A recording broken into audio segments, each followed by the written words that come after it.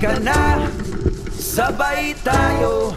At kung sinong may gusto, dahil sa tubig alat, likas na yaman to. Welcome back mga kaspiro, samahan nyo kami sa aming ginawang banding. At may kasamang ligo-ligo.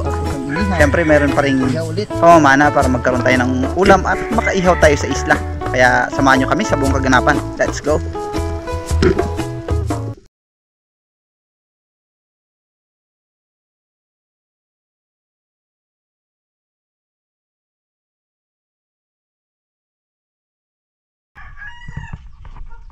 Araw ito ng Sabado kaya nagkayayaan kami na maligo. Total wala naman pasok si Mrs. at yung anak ko. Kaya pinagbigyan ko na muna sila para magkaroon kami ng family bonding. Papunta kami ng beach pero bago yon syempre maghahagilap tayo ng pwede nating maihaw sa isla.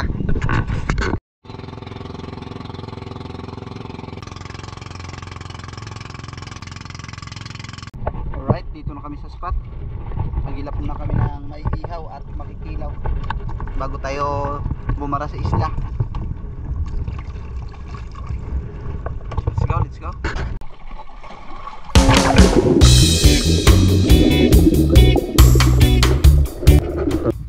Ibang klase ang visibility na sumalubong sa atin. Kapag nasa ibabaw tayo ay napakalabong tingnan, pero pag nandito naman tayo sa ilalim ay pwede naman pagtiyagaan. At dito sa unang sisid natin may dalawang yellow spotted rabbit fish. Pero hindi ko sukat akalain na napakaiila pala nito.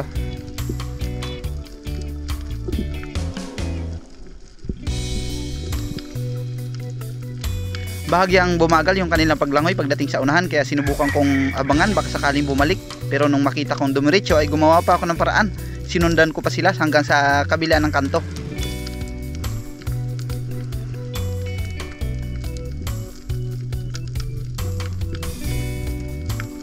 Pero nung matiyak kong wala na ay lumutang na ako.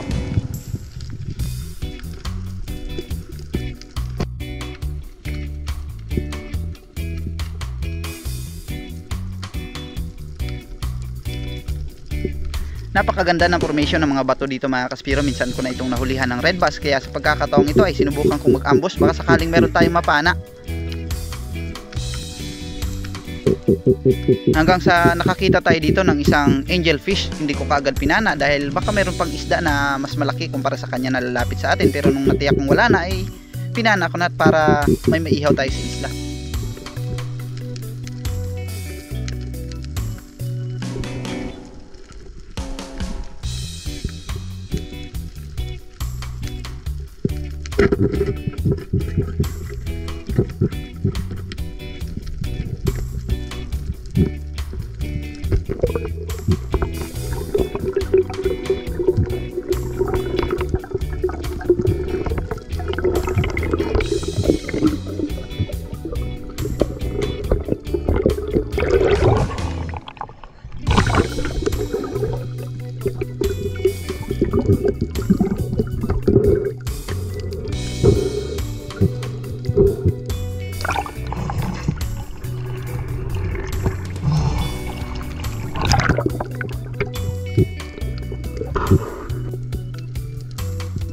Dalawang putian sana sa spot na ito mga kaspiro pero hindi tayo nabigyan ng magandang timing kaya hindi natin nakalabitan dahil napakalilikot ng mga putian na ito hanggang sa tuluyan na lang lumayo.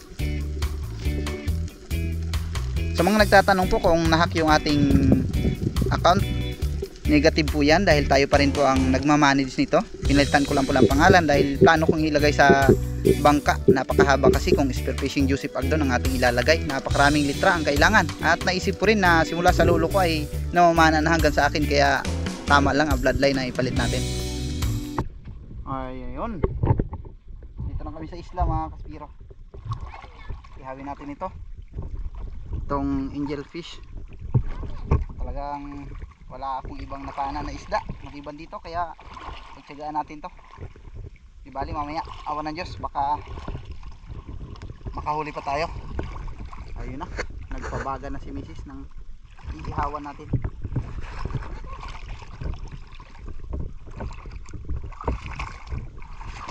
Kailangan natin itong linisin dahil minsan may mga kinakain ito na makati at delikado. Kaya mas maganda na sigurado tayo.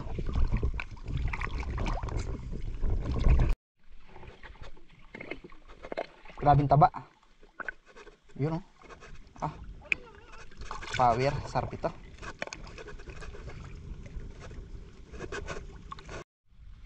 Ano yan? Finished product. Ganyan-ganyan din kasi siya, guys. Oh.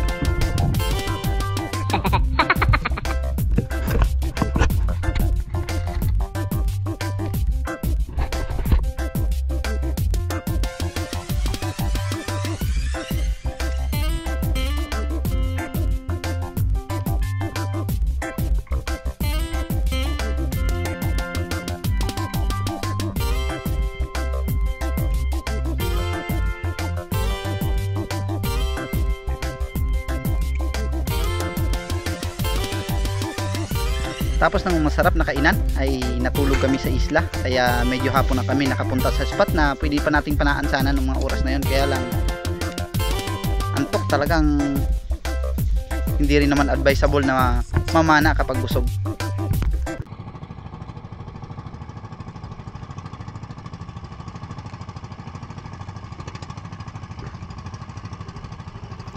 Quarter to 4 na nung makarating kami sa spot, at insakto naman na walang agos, kaya hindi na ako nag-atubili pa, agad na akong lumusong sa dagat para makahagilap tayo ng pang-ulam at the same time makapambenta pa rin at makabawi ng ating konsumo na ginastos.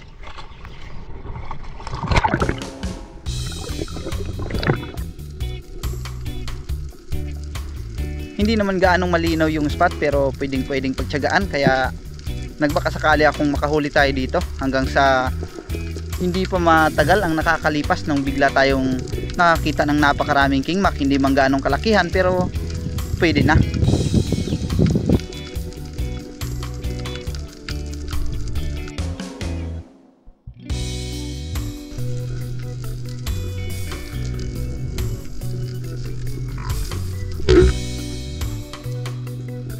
Pinili ko yung nasa malayo dahil siya ang pinakamalaki, kaya lang hindi ko inaasahan na hindi pala bubuka yung ating sima o yung flapper, kaya hindi natin nahuli, sayang.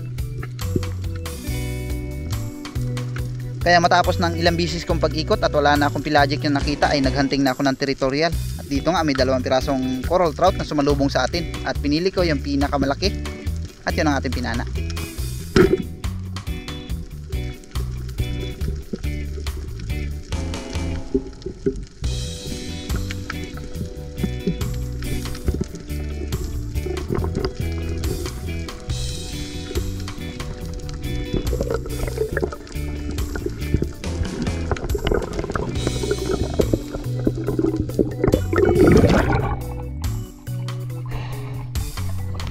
Nagkuridas na ako dito para meron tayong may uuwing pang ulam.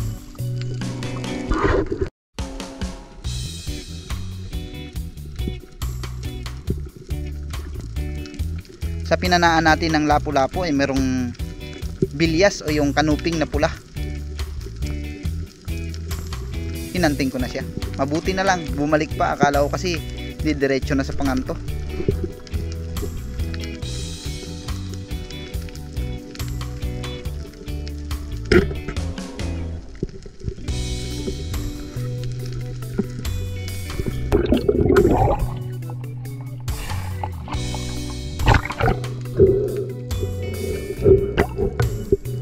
Pagkatapos nito ay nakapana ako ng pusit, pero hindi ko na nakuna ng video dahil plano ko na sanang sumampas sa bangka nung makita kong nag-iba ang galaw ng mga bait, kaya agad akong nag-load ng pana at inalam ko kung anong kanila kinakatakutan.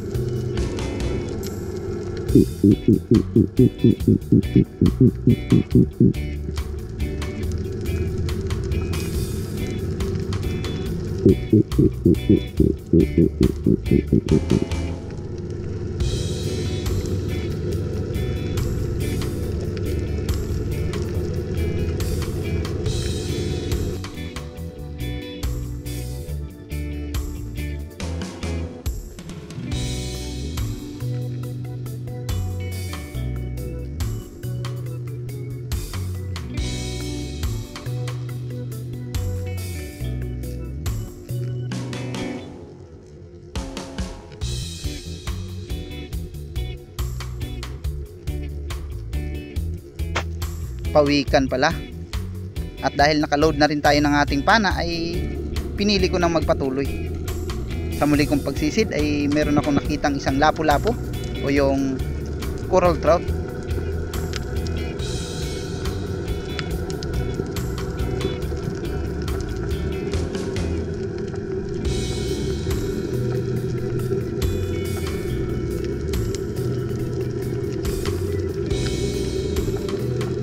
Medyo may kailapan kaya pinana ko ng malayo.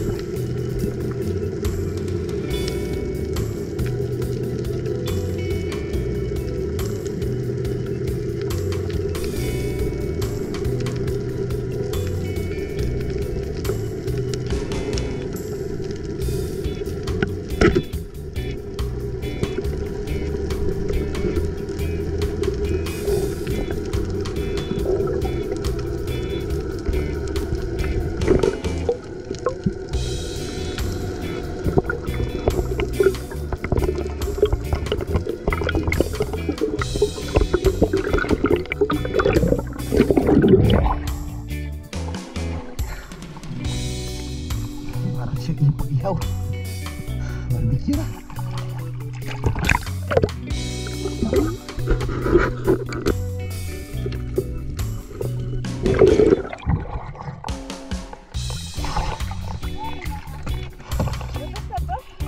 Butas na siguro. Tagas na. Lapo.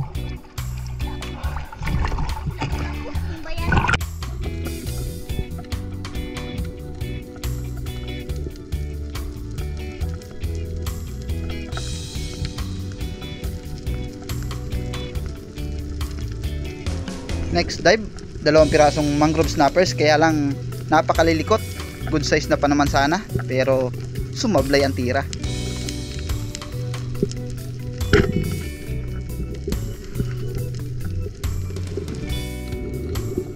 Nagpatuloy lang ako sa ating pagsisid at pamamana. Dala ang pag-asa na makakahuli tayo ng isda dahil walang-wala na rin kaming pambili ng gasolina at bigas sa bahay.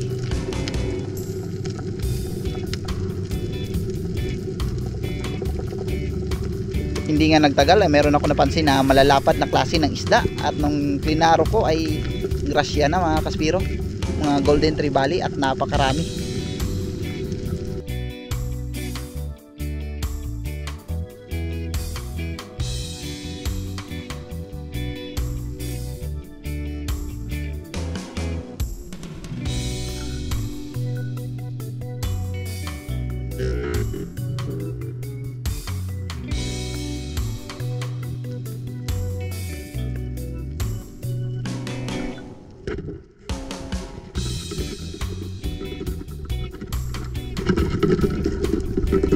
Hindi na ako pumili pa dahil pare-pareho lang din naman ang laki at gusto ko makasigurado.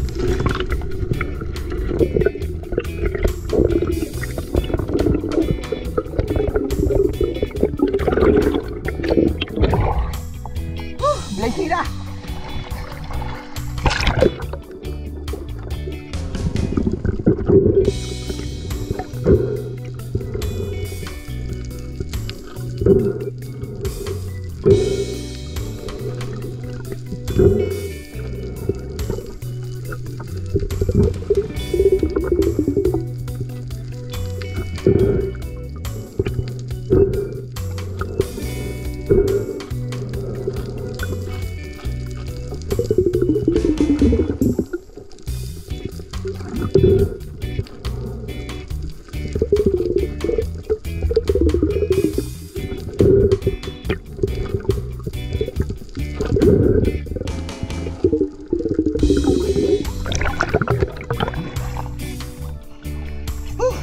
Thank you, Lord.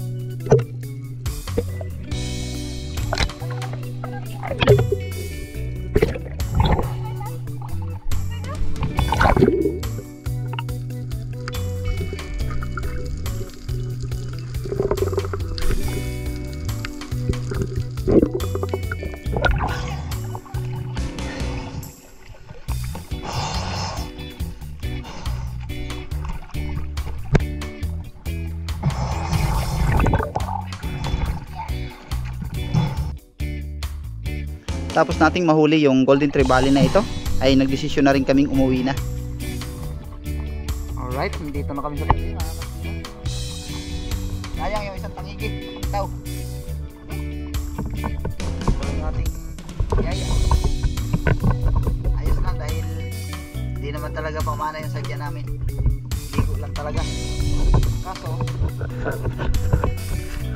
konting oras lang yung ating nagawang pamamana dahil natulog pa sa isla. Pero ayos na rin kahit paano, meron pa rin tayong pambawi ng konsumo at pangulam.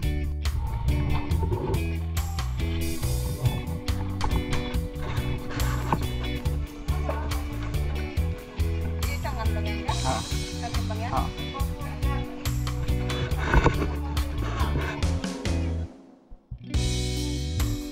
4.5. Belated happy birthday po kay Joel Moradas. Galing kay Sir Edie Moradas. Ayan, maraming salamat po sa patuloy na suporta mga kaspiro. Ganon din kay Christy Tuto Kawaling, Kasalom TV, Modisto Paul, Loria Vidal, at Romel Navarrete, Johnny J18, Pancho Pantino ng PRM Rapo Albay, Punteras family from Domingo Punteras ng Quezon City. Ganon din sa Alaw family ng Parañaque, Espino family from Angeles, Pampanga. 117. Ganon din kay Romeo Alcones and family, Christian Espiron and family ng Silay City, Negros, kay Jake Abner for Fishing, kay Tuto Kalingaw from Coron, Palawan, Jerry Linisis ng Marikina City, kay Nestor Ginny Somo Ocrancudo, Alex Bag, Giwan ng Malaysia, Hanilin Laureano, Rini Alisin ng Pasay City. Ganon din kay Epo Gardo, Dolor Eduardo, Boyet Villacorte, Father San Fishing TV, Rebel Dogs, Joel Madriaga, Danilo Achods Prince Adalim, Denise De La Cruz and family ng Naik Cavite, at Mauricio ng Camiguin Island. Ganon din kay Jose de los Santos. At sa lahat-lahat po, maraming salamat sa patuloy na suporta sa mga silent viewers at solid Dalawang supporters. bukid na prito. Ingat po tayo palagi. So, one. That's it.